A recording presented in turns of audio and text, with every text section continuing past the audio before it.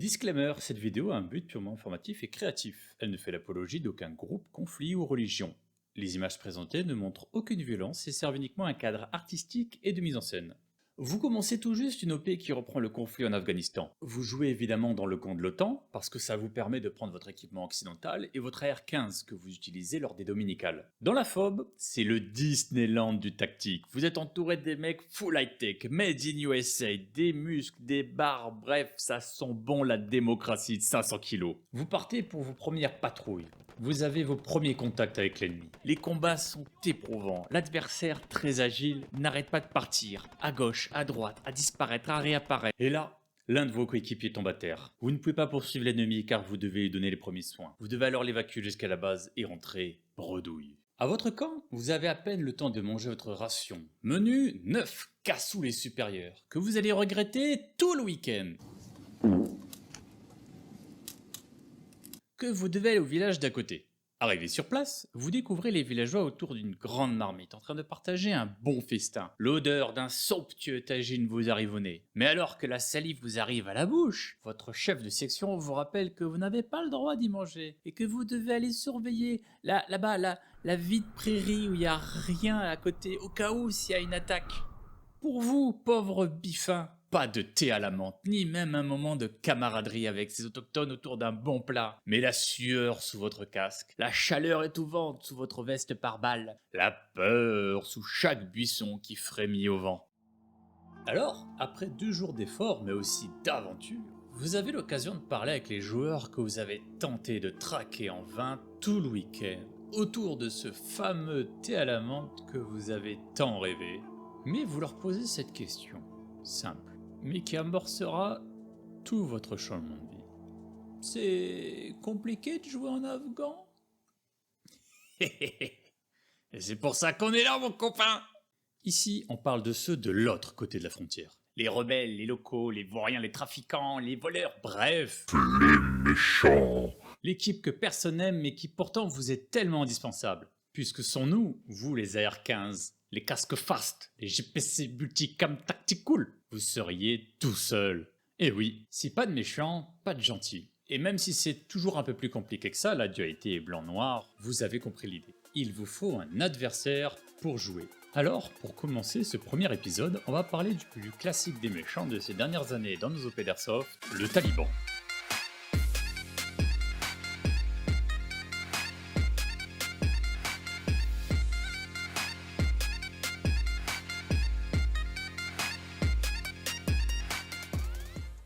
Je ne vais pas m'étaler sur la partie historique de l'Afghanistan, bien que c'est pas l'envie qui me manque, mais on n'a pas le temps pour ça. Mais si vous voulez vous pencher sur le sujet, YouTube fourmille de documentaires super intéressants que je vous mets en lien dans la description. Ça me ferait mal au cœur de résumer toute l'histoire d'un pays en seulement quelques lignes, mais promis, si je continue à faire des vidéos, je vous ferai une vidéo sur toute l'évolution des tenues liées au conflit en Afghanistan ces 5 dernières années que l'on peut reproduire en Airsoft. Et j'y mettrai des gros morceaux d'histoire dedans, comme ça je serai content. Un tout dernier point avant d'aborder les tenues afghanes, j'aimerais expliquer l'intérêt des OP en Afghanistan. Pour ceux qui n'ont jamais connu ce genre d'OP, il y a 3 équipes. Il y a d'abord l'armée conventionnelle, elle est très souvent représentée par une coalition de l'OTAN. Dedans, vous pouvez y mettre tous les gars en tenue américaine, mais également français, anglais, hollandais, et la liste est longue. Ensuite, vous avez les civils, généralement un village afghan. Et enfin, au fond, un compte d'insurgé qui va utiliser des techniques de guérilla pour pallier son manque d'effectifs et de matériel. Ce qu'il y a d'intéressant avec ce triangle amoureux, c'est qu'on peut le transformer dans plein de conflits différents. De plus, c'est un système asymétrique, ce qui évite les lignes de front entre 2 armées identiques qui se transforment en boucherie. Et enfin, le système est top parce que tout le monde y trouve son compte. Vous débutez dans les week-ends scénarisés et vous débutez dans le roleplay? Commencez avec l'OTAN, c'est simple. Vous voulez faire un week-end camping, repas chaud, nuit de sommeil complète et passer la journée à discuter avec les copains? Devenez villageois. Vous voulez jouer les salopards? Votre cerveau fourmille d'idées diaboliques pour piéger, embusquer et terroriser? Signez ici! Et enfin, ce qui est cool, c'est qu'on peut complexifier cette structure avec d'autres sous-groupes. Vous pouvez y mettre une cellule de la CIA, du FSB, ou même la sapinière si ça vous amuse. Vous pouvez aussi intégrer une armée locale, comme ici pour nous, l'ANA, l'armée nationale afghane, qui travaillerait conjointement avec la coalition, même si elle serait moins efficace et possiblement corrompue. Vous pouvez également faire de même avec un groupe de policiers, avec un commissariat dans le village, qui jouerait avec les 3 différents camps selon son niveau de corruption. Bon, c'est bien joli tout ça, mais on est là pour parler chiffon. La tenue afghane est une tenue traditionnelle qui a peu changé ces dernières décennies, même si on trouve des variantes selon les régions et les milieux sociaux. Mais pour nous, la base reste la même. On commence par la tête. On utilise le plus souvent une pacole. Ce béret en laine est l'élément le plus célèbre de la tenue. On la retrouve autour de 20 € sur pas mal de sites. Vous pouvez aller voir sur Etsy, Prontovic, Zarinas ou tout simplement Amazon. Concernant la tenue, vous avez un ensemble chemise-pantalon. Vous pouvez le trouver sous le nom de Perantambian, désolé je le prononce super mal, mais vous pouvez aussi le trouver sous d'autres noms. C'est un ensemble ample et très confortable, les deux vêtements sont toujours de la même couleur. Vous pouvez regarder sur les mêmes sites que j'ai nommés avant pour la pacole, vous pouvez trouver votre bonheur pour 30 à 50 €. Si vous trouvez des tenues plus chères, elles sont généralement plus chic parce que destinées à des événements comme un mariage par exemple. Enfin, pour terminer la tenue, vous pouvez prendre un gilet sans manches et le kéfier que vous avez laissé dans votre chambre d'adolescent. Pour le gilet, allez du côté des friperies, sinon il y en a des très sympas sur Frontovic. Et pour le kéfier, prenez-le en noir, blanc, rouge et blanc, ou des couleurs douces, pas dans des teintures fortes ou des couleurs militaires, ça casserait le personnage. Petit point bonus, pensez aux couleurs. N'achetez pas tout dans des couleurs marron, vert, noir pour rester camouflé. Ici, on joue des civils. Pour gagner en crédibilité, prenez un élément vestimentaire d'une couleur claire, comme la pacole. Ou le mieux, votre tenue chemise-pantalon. Et cherchez une petite pointe de coquetterie, avec un gilet brodé par exemple. Vous voilà l'heureux propriétaire d'une magnifique tenue afghane. Elle est confortable, élégante et cohérente avec le scénario. Toutefois, vous souhaiteriez ajouter un petit quelque chose pour vous démarquer. Premier détail, évitez les lunettes de protection solaire. Les lunettes solaires, c'est un truc d'occidentaux. L'œil afghan, il est UV 400 dès la naissance. Il a d'ailleurs une meilleure vue, il peut zoomer en x4 et lire les codes barres. Ayez une barbe. Si cela vous est possible, arborez une belle grosse barbe hirsute. C'est très viril et on peut y stocker de la nourriture. Si votre patrimoine génétique vous fait défaut, vous pouvez trouver des fausses barbes sur internet qui, en plus de faire rire vos petits camarades, vous permettra de cacher votre grillage de protection. Prenez un gilet multipoche. Reporter de guerre, pêcheur, randonneur ou touriste allemand, le gilet multipoche est l'accessoire du baroudeur expérimenté. Il remplacera votre gilet sans manche et sera parfait pour transporter carte d'identité, permis de conduire, pare-choc de 404 Peugeot, tout est possible. Prenez un patou. Non, pas le chien. C'est une couverture très présente dans le pays. Elle a de multiples fonctions et se porte de différentes façons. C'est indispensable pour dormir la nuit ou pour cacher ses répliques. Osez les claquettes en cuir. Attention, là on parle aux plus courageux, mais je vous conseille de prévoir une paire de baskets au cas où parce que le week-end entier avec ça, c'est technique.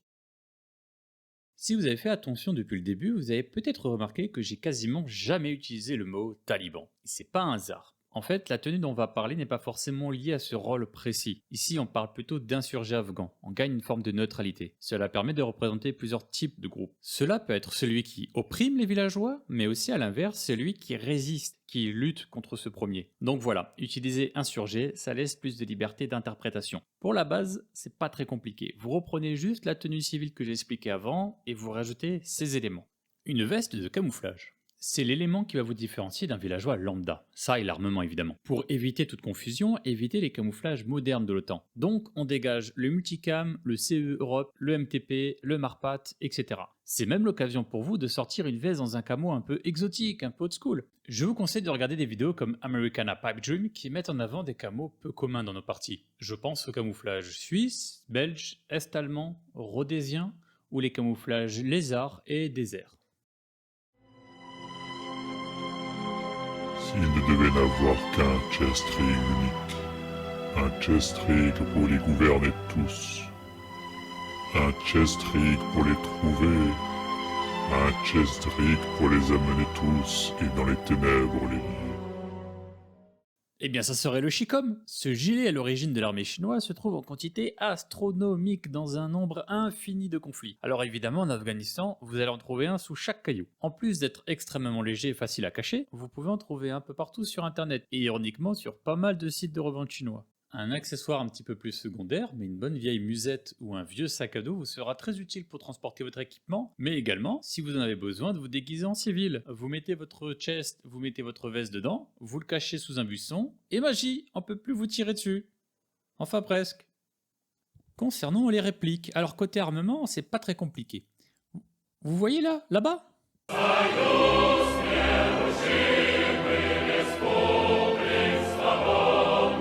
Eh bah c'est open bar. Allez, AK-47, AKM, AK-74, Dragunov, PPSH, Makarov, TT-34, RPK, PKM, alors là par palette entière ça arrive. Bon, on va quand même voir tout ça dans le détail. Pour les fusils d'assaut, le grand champion, ça reste toujours...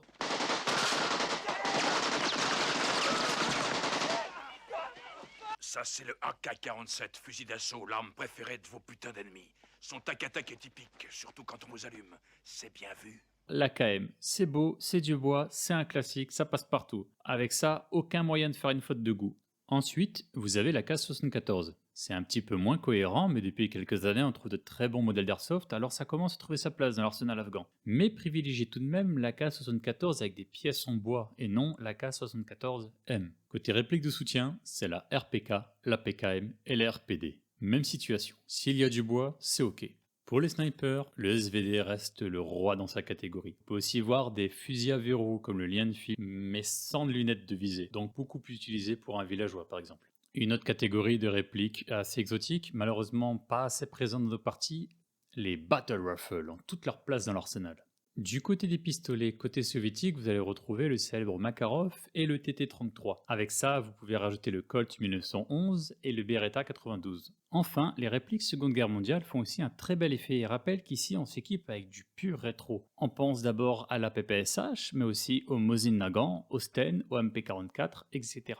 Si vous avez besoin d'un peu d'inspiration, je vous mets en description une liste complète de l'armement des Moudjahidines. Bon, et si vraiment il vous reste un petit peu d'argent,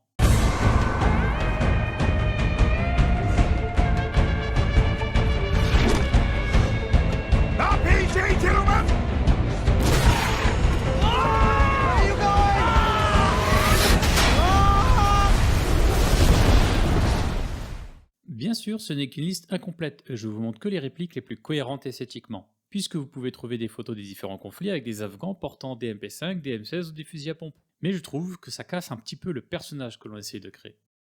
Conclusion. Voilà pour un premier aperçu des tenues civiles et insurgées que l'on peut retrouver dans des OP Airsoft Afghanistan. Alors évidemment, il ne faut pas prendre tout ça au pied de la lettre. Au fil des années, on a repris certains éléments visuels qu'on a un peu exagérés, histoire de créer une vraie identité visuelle à notre propre jeu. La tenue, elle sert avant tout le gameplay. Ce n'est pas du reenactment historique, mais plutôt une réinterprétation de ce qu'on a vu du conflit, adapté à notre univers et à notre manière de jouer. Évidemment, il y a certains points sensibles qu'il faut aborder avec un peu de recul, comme par exemple la religion. Mais ça, j'en parlerai dans une prochaine vidéo sur le roleplay. Voilà, c'est tout pour aujourd'hui. Cette vidéo, c'est un premier essai pour une chaîne YouTube qui a pour but de mettre en avant les factions et les tenues un peu boudées de nos OP d'Airsoft. Et l'idée, c'est de sortir un peu du multicam et des tenues américaines classiques pour aller voir ce qu'il se passe du côté des factions adverses. Les insurgés, les miliciens, les guerrieros, les trafiquants, etc. Pour finir, je vais pas vous demander de liker cette vidéo. Franchement, je m'en cogne. L'idée, c'est surtout d'avoir vos retours, vos commentaires, vos critiques, tout ce qui peut m'aider à améliorer le format. Dites-moi si le texte est trop long ou trop court, si les blagues sont marrantes ou ne le sont pas, si vous voulez plus de détails sur les éléments de tenue, d'accessoires, etc.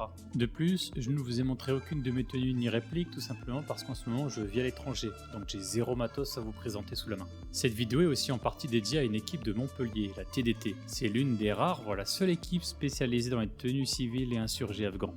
Je vous invite à jeter un coup d'œil à leur Facebook, leur YouTube et leur site internet. Il y a plein d'infos, d'images et de bons plans pour trouver les bons prix et les bons accessoires pour vos futures tenues. Merci à tous pour votre écoute, à la prochaine.